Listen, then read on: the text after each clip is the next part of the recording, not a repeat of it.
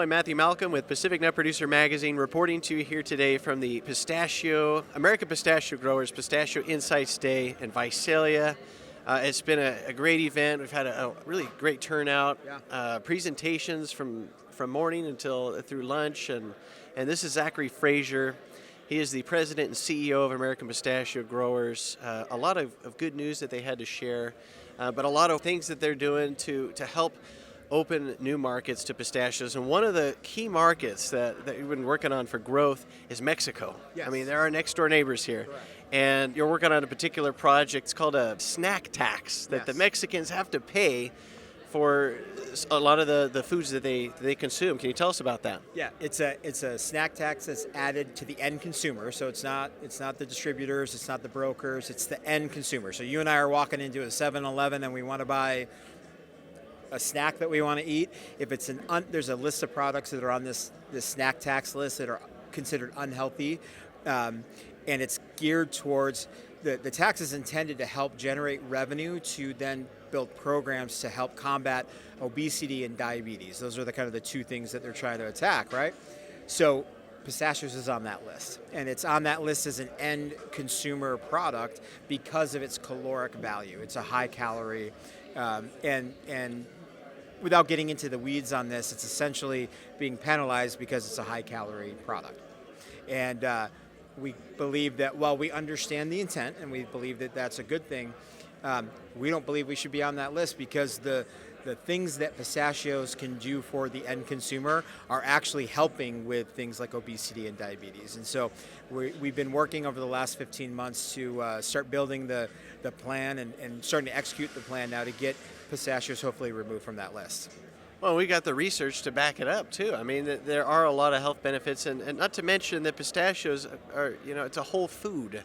It's not something that's processed and added a bunch of, unpronounceable ingredients to it. I mean, it's a real food. And there is no ingredients to it. It's just you take it off the tree, you dry it, you roast it, you put a little salt on it, and you're ready to rock and roll. So, and even now, you don't even have to put salt on it. You just dry it and roast it and send it out the door.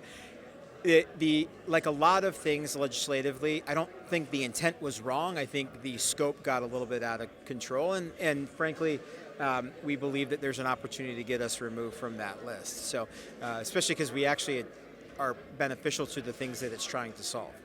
Yeah. So as a result, if we're able to get this done, then the consumers in Mexico won't have to pay as much, for example, for pistachios, which definitely could incentivize, more consumption, right? Right, and think about the messaging that we deliver in countries, and Mexico is one of those countries. We talk about the health benefits. We talk about its effect on eye health. We talk about its effect on helping manage weight control or weight gain. We talk about its benefits towards diabetes. So all health messages. So it's a little counterintuitive that it's on a list of products that are considered unhealthy, and it's based off of basically measuring the total calories in a serving.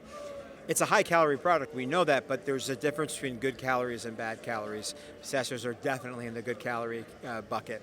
And so, we talked about the studies that have already shown this on U.S. soil. We're now replicating those studies on Mexican soil. That was a factor in our advocacy work that we've done with Mexican government officials. They've been really great to work with.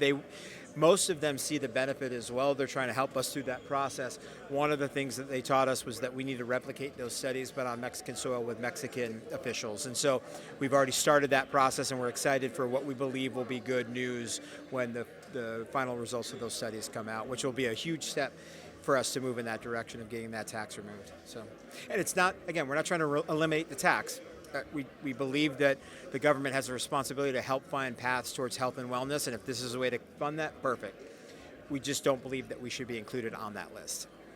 Right. Well, that's really just a great example, I think, of the work that American Pistachio Growers is doing worldwide to grow, our consumer market for pistachios, and Mexico is such a critical market, being next door. They're neighbors. And especially as we look at, the reality is it's a complex trade market around the world right now. Tariffs seem to be every single day I'm talking to somebody about tariffs. And those are issues there as well. But the cost to get our product to Mexico is going to be significantly less than to get it to a place like China or India. Doesn't mean we take our foot off the gas there. Those are still important markets for us, and size and scale alone mean we stay invested in those markets. But let's look for low-hanging fruit. I come from a baseball background. I'm okay with a bunt single here and there to get guys on base so that we can score some runs. Mexico's a bunt single opportunity for us. So. Well, that's great. Thank you so much for the good work on that. We look forward to hearing about how that goes, and I really believe that your work there can make a good path for perhaps other agricultural products in California that might be on that list to take them off as well. Absolutely. So thank you so much. Read more about these things in Pacific Nut Producer Magazine at Matthew Malcolm, CaliforniaAgNet.com.